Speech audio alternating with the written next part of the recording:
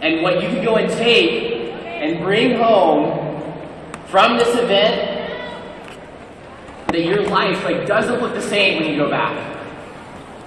Even for the people in this room that have achieved an inordinate level of success, there is still an entire mountain to go and climb and go and reach what's possible. Every one of us in here. And in between, where we are in this moment and where we could go, simply, there are excuses. I make excuses. I know you do too. Every one of us does. Every one of us in this room has excuses that keep us from living the life that we're capable of. So I want to ask you guys one question right now that I want you to think about as I go through this presentation. If I could identify in my life, what are one or two huge excuses that I'm making that are keeping me from reaching my highest potential? What would those be?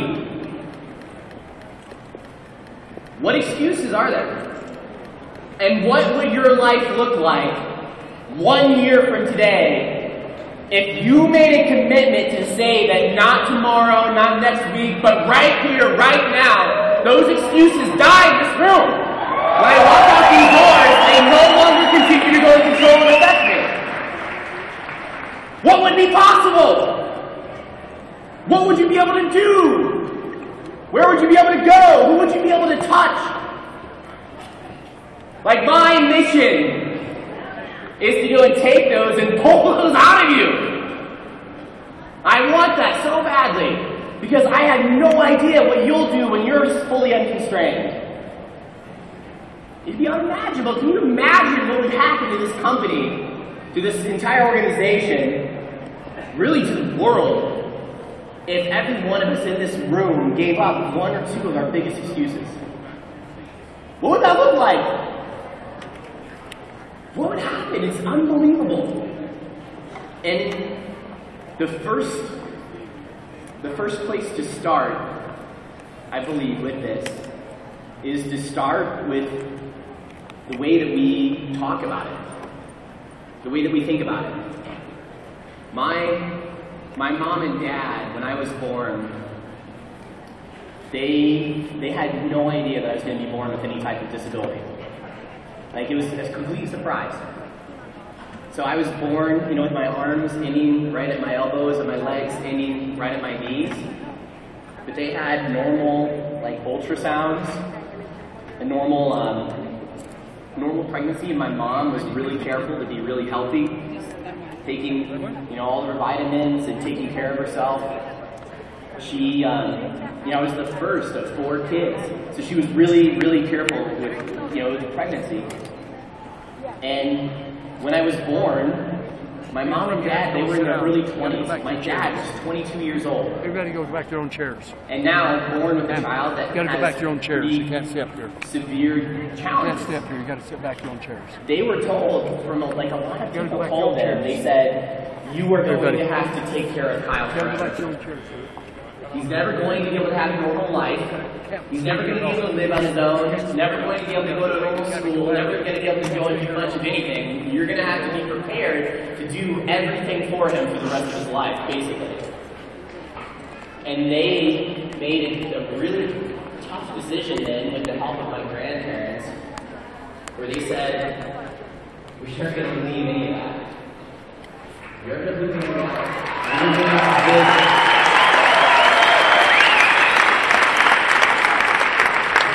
We're going to give Kyle a normal life.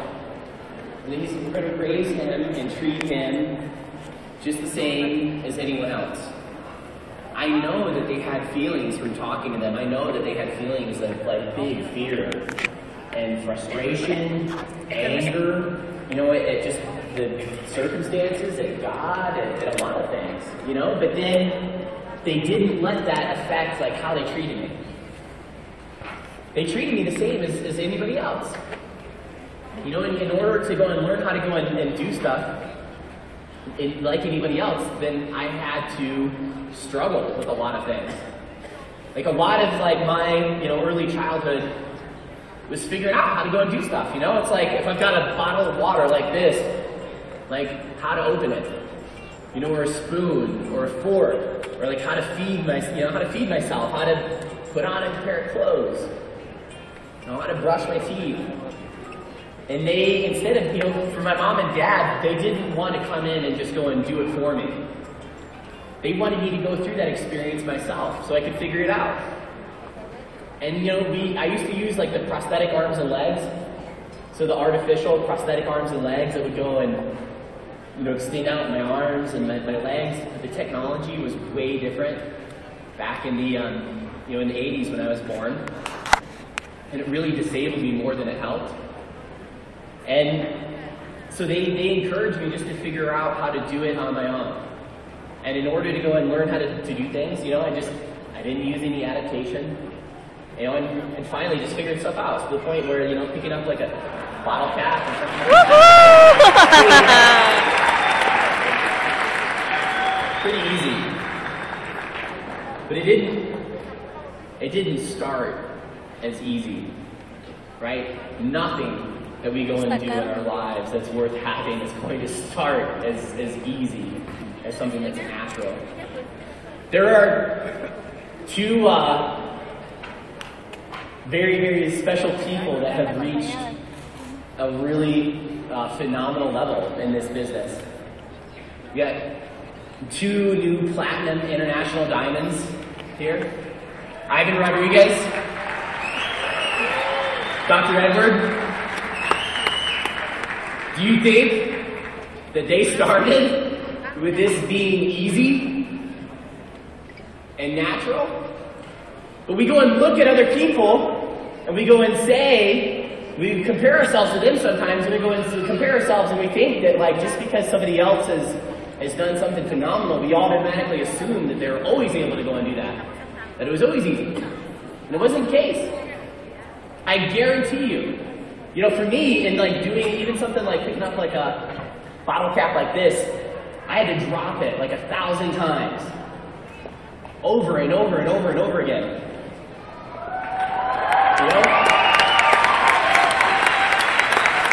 And picking up a spoon, like babies pick up spoons and, sometimes spill food on the floor and stuff like that, right? You eat peas or something and they fall over the floor. For me, I had to drop the spoon 1,000 times. Over and over and over again. And the thing was that my mom and dad, they didn't come in and go and rescue me and go and do it for me, even though they wanted to. My mom really wanted to. But she let me go through those failures and go and learn and understand on my own. And there's been probably nothing in my life that has impacted me as much as just failing. Failing is really, it's so much of my life. And if you just want you to imagine for a second, you see the screen, right? And just imagine the amount of space that screen takes up in the room.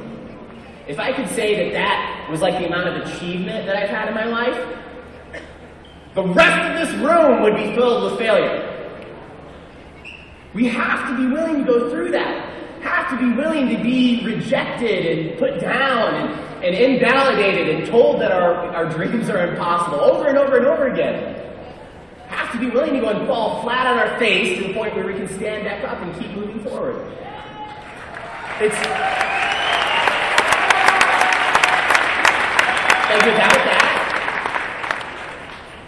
Without the desire or ability to be okay with failing, be okay with what might happen when we go and expose ourselves to failure and risk, then we may as well just pack up and go home. It's not going to happen. But I can promise you, I don't care what your ability level is. I don't care what you think your intelligence is, or your social skills, or anything like that. The physical side of things, whatever. I don't care what resources you have. If you give me someone who is willing to just show up and keep trying, well, who knows what could happen? that person is going to be able to go and do way, way, way more than someone who thinks that they have it all and they don't try. And they don't continue to go and show up and continue day in and day out to go and do it. Because now, like in my life, my mom and dad, it started with learning how to go and do little things like pick up a cup or a spoon or a fork or things like that. Now, like my life, like if I'm not giving a speech, if I'm not sitting here talking to you guys about my life and story, I don't really even think about the disability anymore on a day-to-day. And now as a kid, I used to beg and plead and pray. Every night almost, like I would pray and like wish that like God would just give me like a miracle and I would wake up with arms and legs. But now, like honestly, this is the greatest gift that I've ever been given.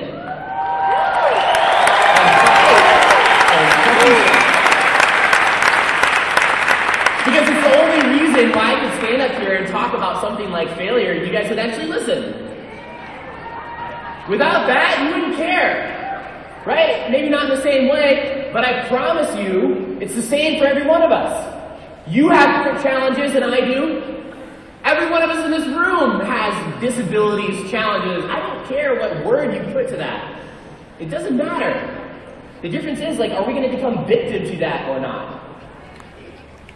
And, now I'll give you, like, a glimpse, like, what my life looks like in a day.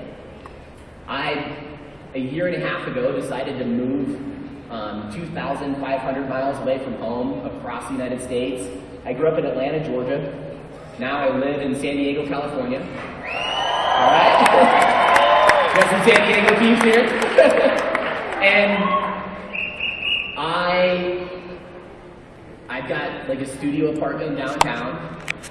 And the only adaptation I have in my apartment is I use a bar stool that I use to go and take from the kitchen countertop up to the kitchen sink or the kitchen countertop to cook. And that's it. Normal cooking stuff, normal razor blade to shave, toothbrush to brush my teeth, like all that stuff. On a keyboard, I type on a normal keyboard. I use my elbows to hit the keys on a normal keyboard. I started off as a kid. Wanted to play video games and didn't type very fast, and now I type like 50, 60 words per minute. Use a normal iPhone to text and all that stuff, right? I drive a Acura MDX, so it's a SUV, and it just has normal steering wheel, and it has extended pedals. So the pedals come up and they're extended, and I use my left foot to hit the brake. There's a left brake that I hit with my left foot, and a right gas pedal that's extended that I hit with my right foot. And like I said, normal steering wheel, grab it with my arms. And sometimes my friends that are in the car with me for the first time get really scared if I answer my iPhone and I'm driving. Sometimes. And it's only happened a couple of times, but like in drive-thrus, I'll turn around and go and pass somebody my credit card really fast. Like I'll be in a rush to get my coffee or French fries or something. I'll turn around and pass them my credit card and see them like, whoa! Like freak out. Pour like coffee and French fries all over the room. But it's things.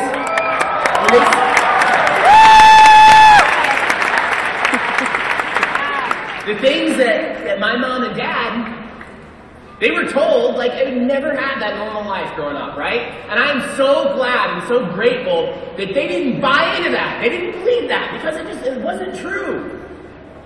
And I know that people that were the doctors and the other people that were trying to talk to them about that, they were only trying to, like, protect my mom and dad. They didn't want them to be disappointed. They didn't want them to think that, like, there would be hope that I would be able to go and do something someday. So really, if you think about it, them telling my mom and dad that I would never be able to have a normal life really came from a place of love. And for many, I'm not saying every single time, but how many of you in here have had someone tell you that you're crazy for doing this? Right?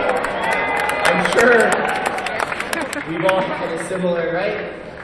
Similar thing. Some goal, some dream, something where someone tells you, like, you're insane. There's no way you're going to go and do it. And it really, a lot of times, like, it can come from a place of love, too. It's not like people are, don't want that thing for you. It's that they don't want you to be hurt. They don't want you to be afraid. They don't want you to fail. But that is the only way that it works. The only way is moving through things, even when we are afraid, even if we have something terrifying. I mean, you see, a picture of a mountain here. I'm not, when I saw Mount Kilimanjaro for the first time, I was scared out of my mind. Even when I went out and first played a sport with my mom and dad, I'm sure they were scared out of their mind too. The first 100 speeches I stood on stage and gave, I was scared out of my mind. A lot of my life has been feeling fear and doing it anyway. Because being afraid and being stopped, those are like two totally different things. We can be afraid, but we can go and do it anyway. We can be afraid, we can go and move, and act, and go and do things. Who knows what we could go and do? It's possible. Thankfully, as a kid, my mom and dad, even when they were like afraid of stuff, they would let me try things. My first sport that I played was American football. And, you can imagine, I came to the tryouts. My mom, she just called the coach. And she said, my son has a disability, and he wants to play football. And the coach said, just bring him out. We'll go and see what he can do. And so they told me to line up with all the other kids, down on all fours, right? So to go and do a 40-yard dash, so a sprint, to go and do a timed sprint. So I jumped out of my chair and lined up with all the other kids. They're all standing up there. The coach blew the whistle, and I'm taking off and sprinting as fast as I could.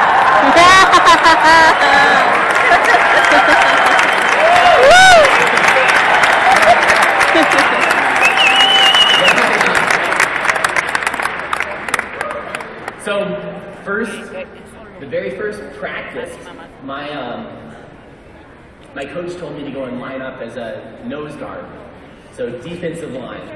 So in American football, you have the offense and the defense. The offense, you have the person carrying the ball. My job, I was down on all fours. My job was to tackle the person with the ball.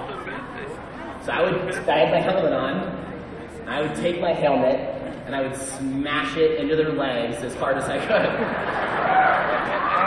So the very first snap, very first play that I had in this practice game, the guy that was blocking me, he didn't know what to do. I didn't know what I was doing, but I knew I had to go and follow the ball.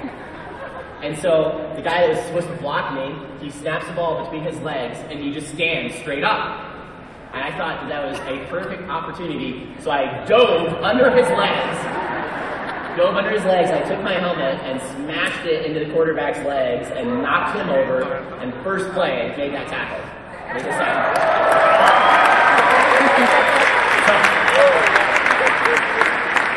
I told my dad then, I was like, we're done with this youth football, 11-year-old football. I'm going right to the NFL, professional leagues now.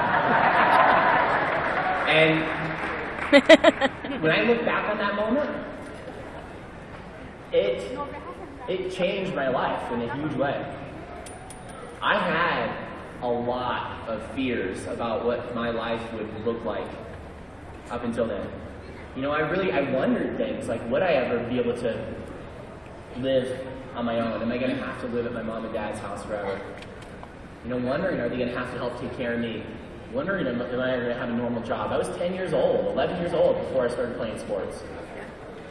And there was a lot of fear. At 10 years old too, I even started having crushes on girls. And some of my friends had girlfriends, and I wondered, would I ever be able to have a girlfriend someday? Or a wife or family. And at 10 years old, that was probably one of the toughest times of my life. Because I was so consumed with being afraid about what might happen in my future. And I know that if we're being straight and honest with ourselves, just about every one of us in here at different times, we can be terrified with what might happen in our future. If you have kids, what are your kids going to turn out to go and do, or grandkids? for yourself and your business, what might happen.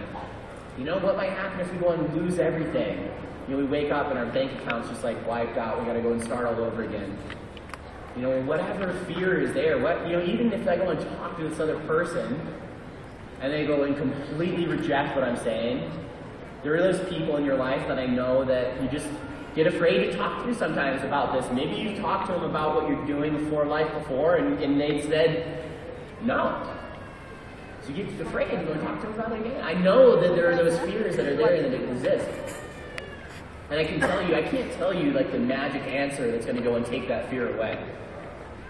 Frankly, because in many respects, like it doesn't exist. I think at any level, if we're achieving big things, there is always going to be a certain level of fear.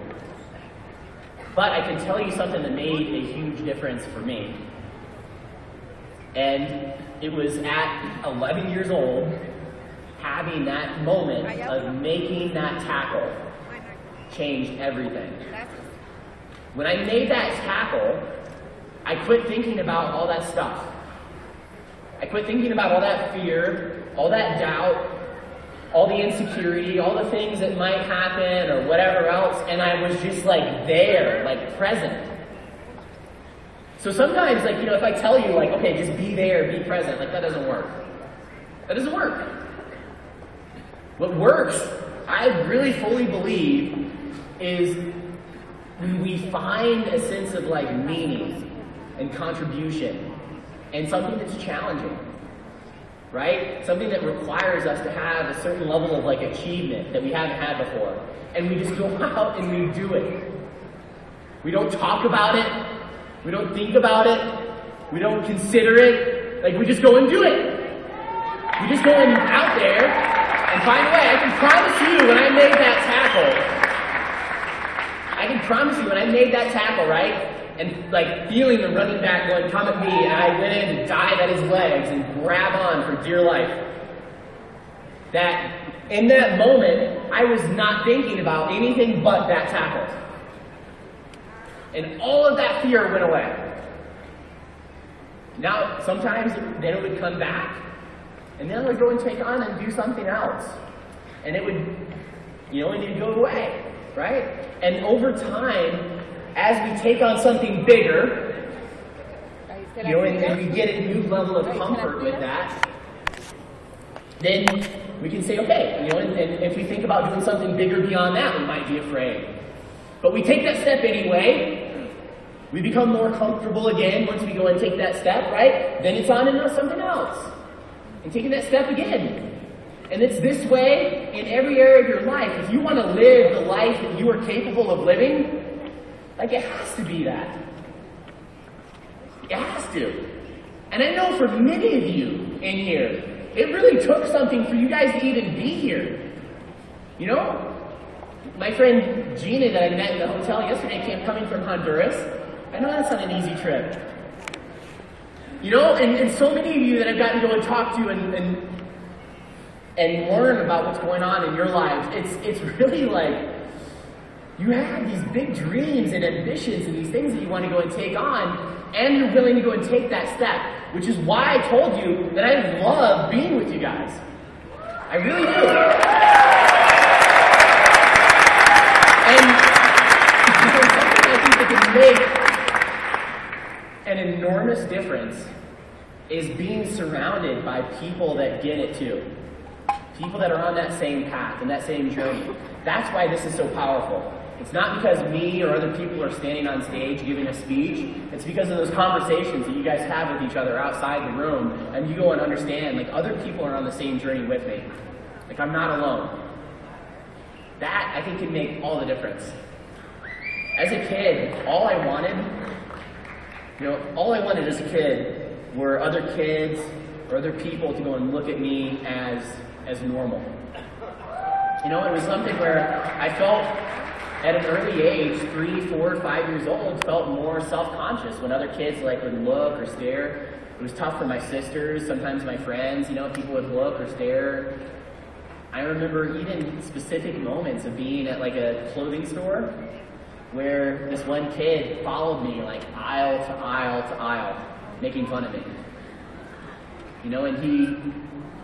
And And he didn't know any better at the time, right? But at the time, for me, it was really like tough. It was challenging. But I look at that, and I had such amazing people around me, my mom and dad, my grandparents, my sisters, my friends, that really were the ones that helped me through that. I didn't go through that alone. There was no way. And it was especially my grandmother. She taught me that once I could shake someone's hand, I could look them in their eye, and I could, they could hear my voice. She said, "They won't even think about the disability anymore. It'll be something that'll fade away."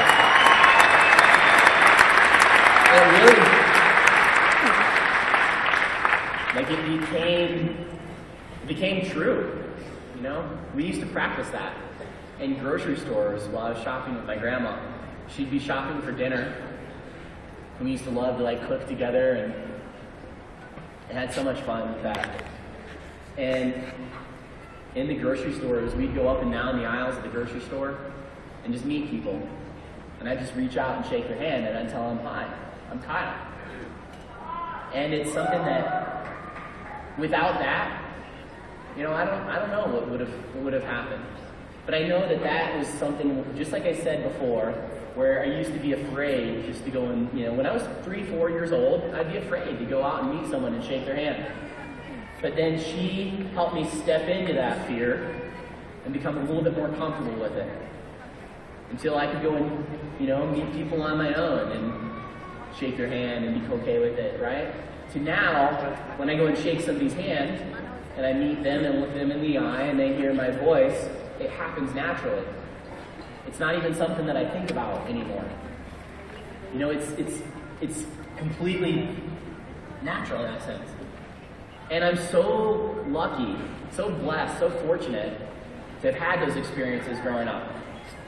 Because I'm not saying now I don't get scared or embarrassed, but I think between what my grandmother taught me there, and having to deal with situations like other kids that would look at me or stare, and having situations like standing on stage. I've been speaking now around the world for 11 years. I started when I was 18.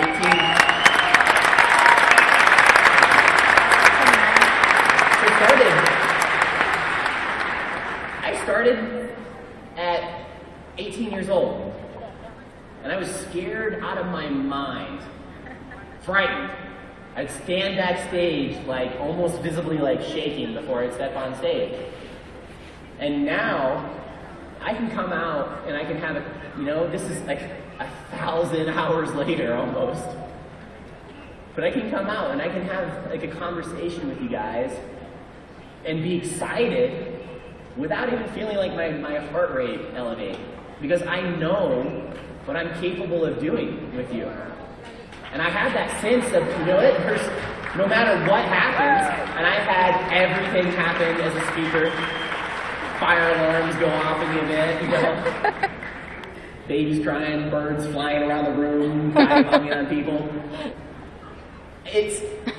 There's a comfort level there that didn't exist before. And now, I don't know. I don't really, I don't often have that feeling of really being embarrassed. And the freedom that allows me is from a place of love. I can say anything to anyone at any time. I don't have to feel stopped or stuck.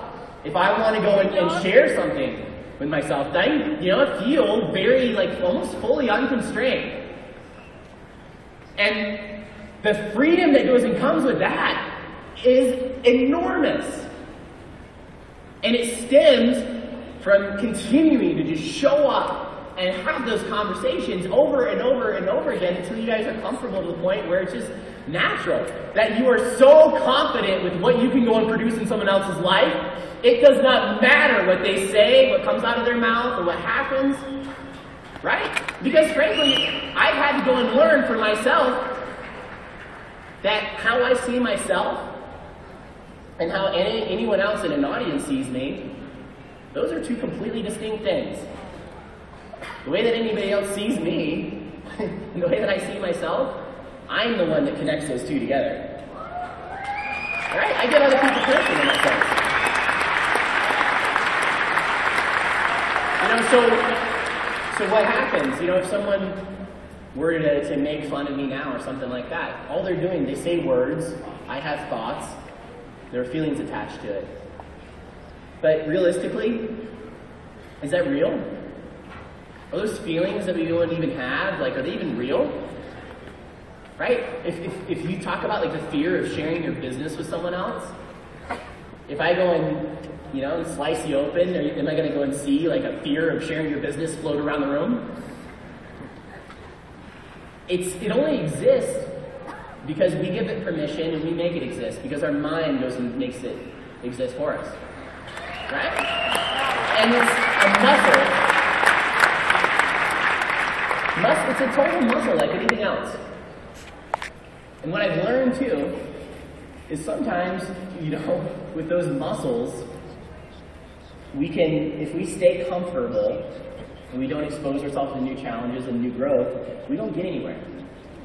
Your muscles, to grow your muscles, it requires your participation. It requires your effort. It requires you wanting something bigger than yourself. And so for me, when I started lifting weights when I was around 12 years old. I started lifting, I had ropes tied around my arms, and I had small plates, 2.5 pound, 5 pound plates. Maybe that would go and attach my arms. Maybe at the most I could put 10 pounds on each arm when I was 11, 12 years old. And I thought that I could lift more than that, but my dad made me start there with that small amount of weight before I would go up and increase the weight. My favorite lift was lying on my back on a bench, and I would do a butterfly motion like this. So, butterfly press. When I started, it was 20 pounds. It was the most that I could do. And I would look at other people in the gym, and I would compare myself to other people, and I would say, I would see them lifting 200 pounds. And I would think, there's no way I'd be able to do that. And now, I know that I'm not the only one in this room that compares myself to other people at times. I know sometimes we'll go and look at someone else, at their life, at their Facebook page, and we'll go and say things like, man, we just see the perfection that it is. And some of us do a really good job of putting on that mask in that front to pretend like everything's perfect. Realistically, it doesn't exist. And that comparison gets you absolutely nowhere. That comparison is one of the most disempowering things in the world. That comparison can really cripple us from our own capabilities. Unless we go and look at that and go and be inspired by someone else, and we go and say, you know what, because they produced it, I can go and produce it too. That's the only time that it's going to be a really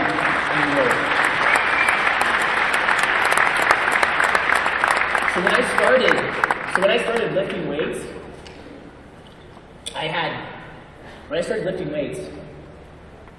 it was ropes around my arms and a tiny amount of weight, and almost being embarrassed at how small the weight was. And then I kept working at it though, getting stronger and stronger. By the time I was 19 years old, I had broke my ropes and I got chains, and I broke those chains. I got bigger chains. And in 2009, so 5 years ago, I was training for a fight in mixed martial arts. So you see the cage fighting. And I ended up in that moment and training for the fight. 2 months before the fight, I did my best ever in a bench press, and I lifted 420 pounds. So, I ended up breaking 2 world records in weightlifting to do that. When I started with my, I trained my body in different ways. And I could hardly do a push-up on my knees when I first started, right? Now, my push-ups are... Wow. Wow.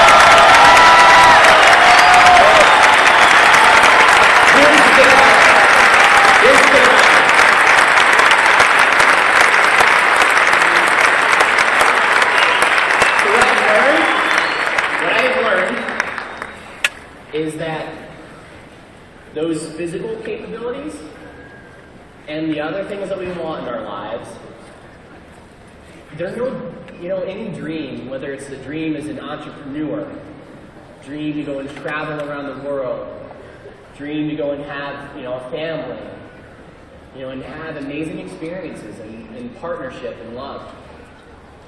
They're no different. The physical things, what I just demonstrated there, is no different from the other areas of my life that I've gotten to go and experience the same thing. And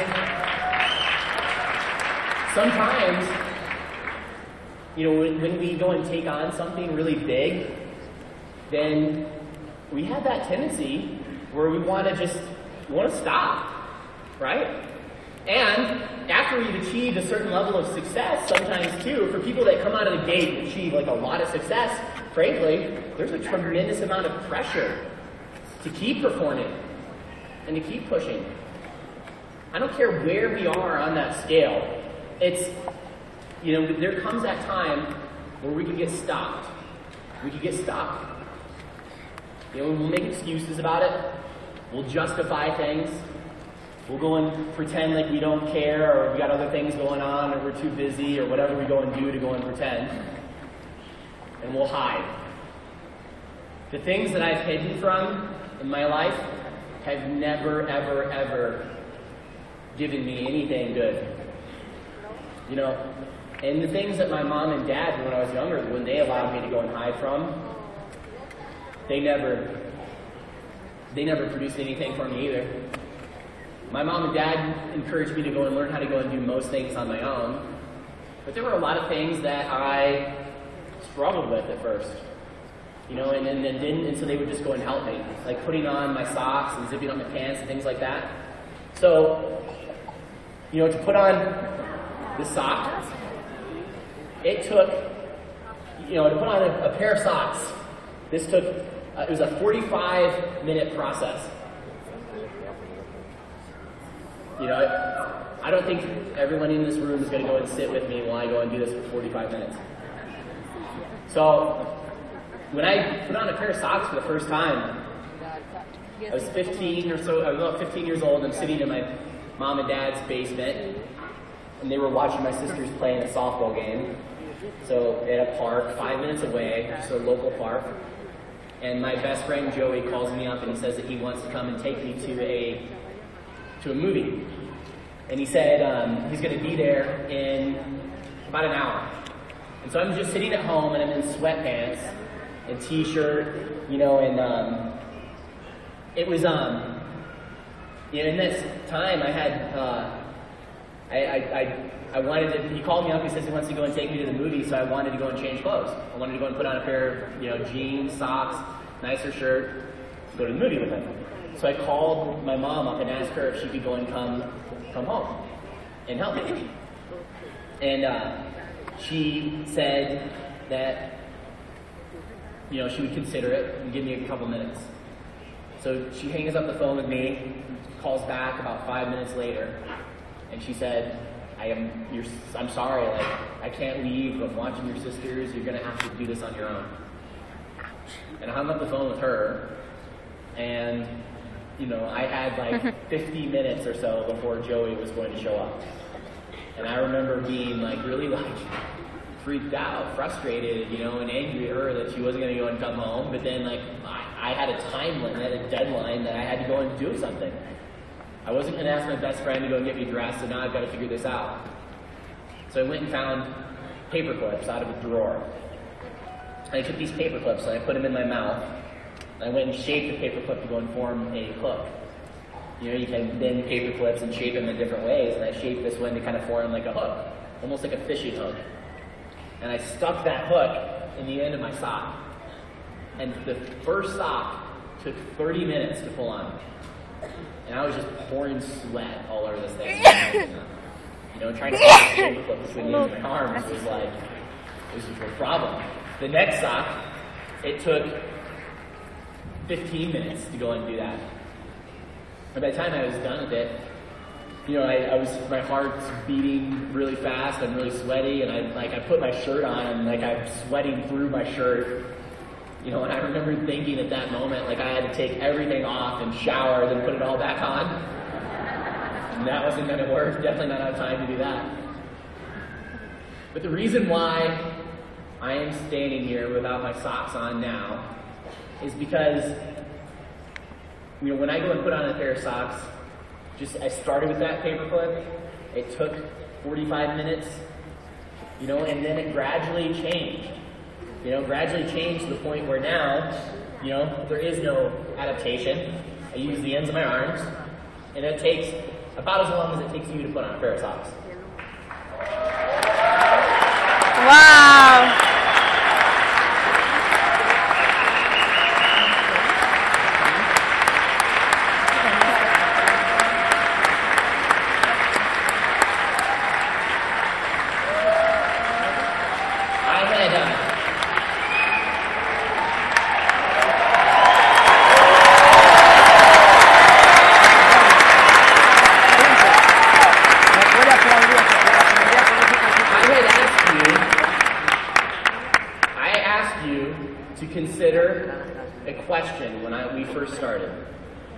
And the question was, what are one or two things in your life that are keeping you from reaching your highest potential in your life? Because if you really got straight with yourself, and you would see that those things don't just touch one area of your life. They probably touch a lot of your life. What are one or two things, and I'm not talking about fear, fear of failure or things like that. No, I want to know, what one or two things are you doing? Are you walked in here habitually, physically doing or saying that if you change those one or two things, your whole life would look different? What are you doing? What would happen if you made that choice right now to say that those things no longer continue to go and control my life? What would happen if you promised just to change one or two things? That's how dreams are created. That's how lives are changed. That's how worlds are transformed. Do you think that the Lisenbees and Dave and Bianca and their family went and started this business that they were just satisfied with life? No, they said there's more. And look at what's been produced.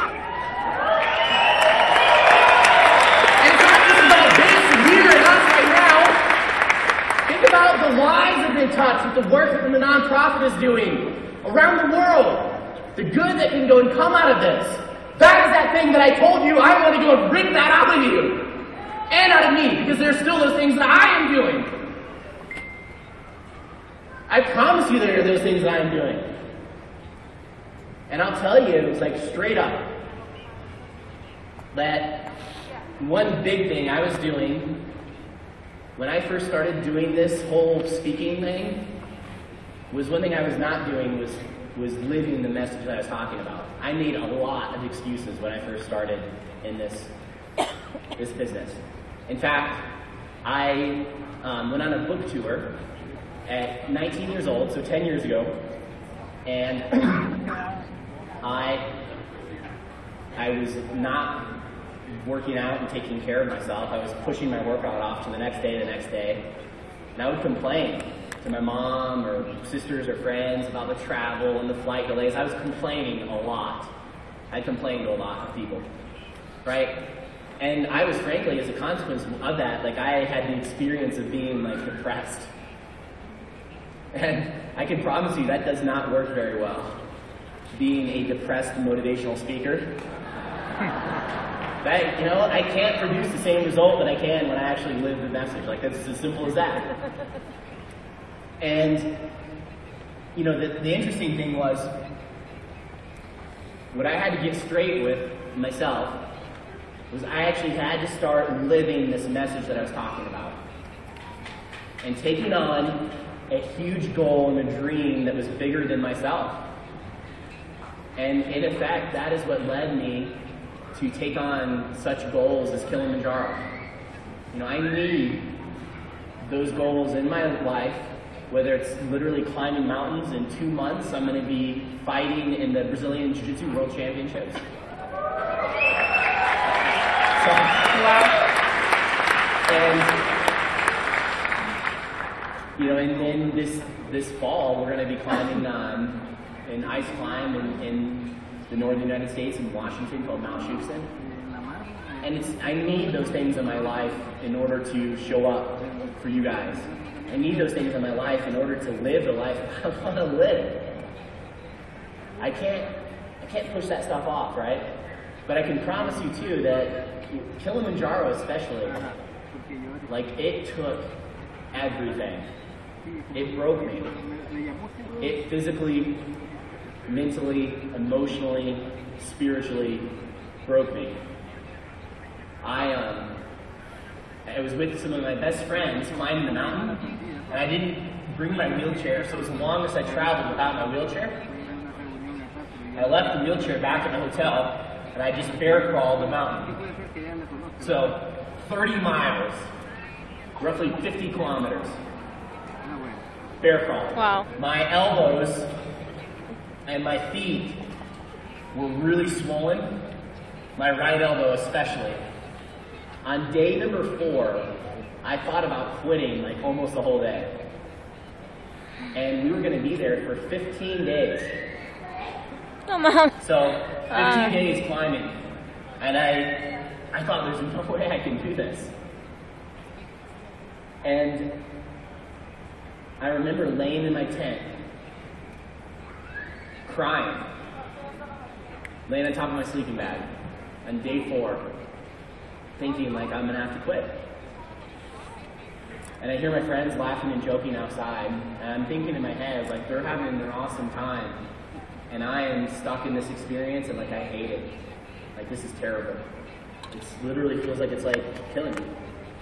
And I started thinking about why we were there. We were there to make an impact and inspire veterans that had lost their limbs in Iraq and Afghanistan. Wow.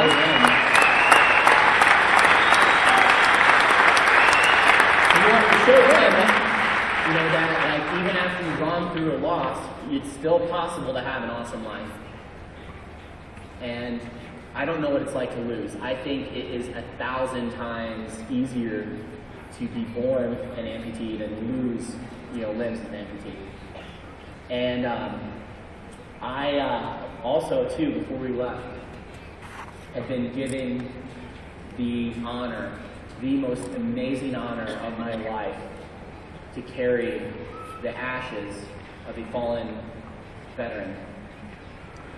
His name is Corey Johnson. His mom asked me in a gym. I met his mom in a gym in Arizona. And she told me her son's story, that he had 3 little girls. His wife and her said it would mean so much to their whole family if I would carry her son's ashes to the top of this mountain. And she said he had this passion, that Corey had this passion to travel, see the world, talk about climbing mountains. And I remember looking in her eyes and promising to her that I would do this. And in that moment, when I was so ready to quit, I felt something unlike anything that I'd ever felt before. I felt it. I felt him. And I made this decision in that moment that no matter how hard this got, no matter how much more I wanted to go and quit, that I would not quit.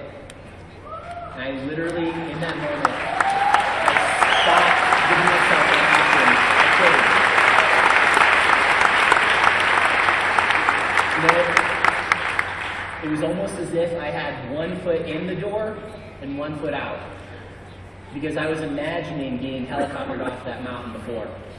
And it wasn't until I fully stepped through the door, I shut the door behind me, I locked it shut, and I knew that the only way that I was getting off that mountain was to go up to summit and to get back down. And then when I made that decision, the next day, our 5th day, I remember I thought I was at my physical breaking point. I thought I had reached that physical breaking point, but there was something way more on the other side of that. And I remember that pace that I had that day up these, boulders and ice and snow and the subsequent days was like more focused, more determined. It was faster than it ever had been before. We ended up reaching the summit 5 days early. Woo!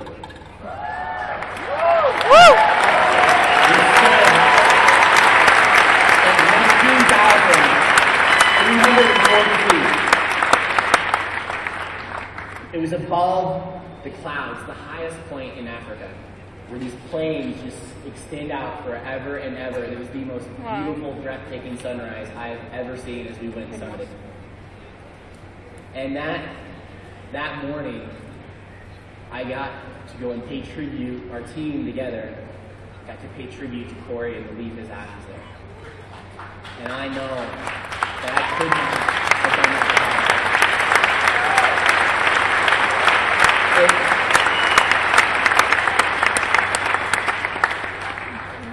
him. None of us in this room are capable of reaching our potential unless we think about what are we doing and why are we doing it?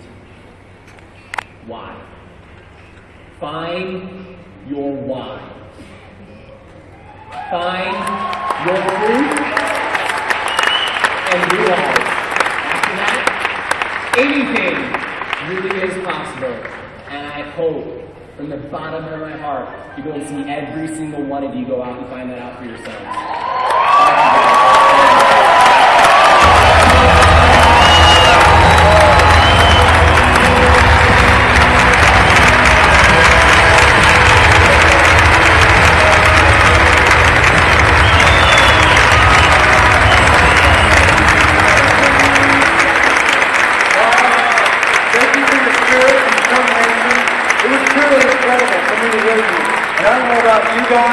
But for me, I'm truly inspired and motivated to live my life with no excuses.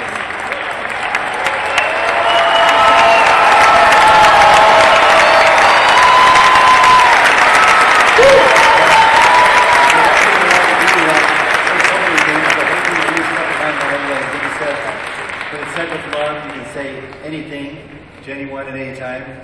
That's what Fort Life's truly all about. And also, every morning when I get up and put my socks on, I'm going to think about your inspirational remarks and use them to make my day a little bit better. Thank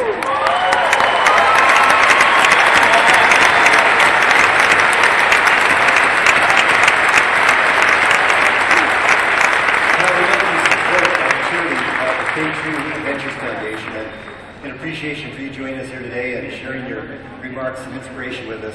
We want to make a donation to the foundation on your behalf. We'll be doing so. Thank you so much.